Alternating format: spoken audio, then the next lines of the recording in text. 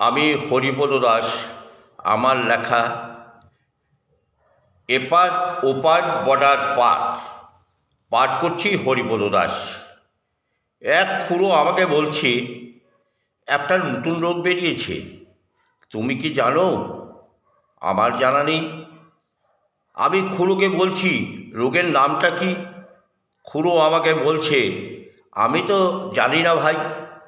খুড়ো, আপনি কোথা থেকে শুনেছেন? কেন? আমি লোকের মুখে শুনেছি। একজন আমায় বলেছে রোগের নাম এক ঠালায় ওপার আর এক ঠালায় এপার। খুড়ো, এটা আবার কেমন নাম? কেন, তুমি জানো না? বিভিন্ন পত্র পত্রিকায়। খুড়ো, কি বলছেন আপনি? এই রোগটি নাকি ভয়ানক। শুনেছি এই রোগের ওষুধ বেরিয়েছে। খুড়ো, ওষুধের নাম কি? আপনি কি জানেন? আমি শুনেছি এটির নাম বংশপঞ্জি। এটা কি ওষুধের নাম হলো? আরে ভাই, তুমি বুঝতে পারোনি। খুড়ো, আসলে রোগের নাম কি আমি তো মনে করতে পারছি না। আমাকে একটু ভাবতে দাও। ও আমার মনে পড়েছে।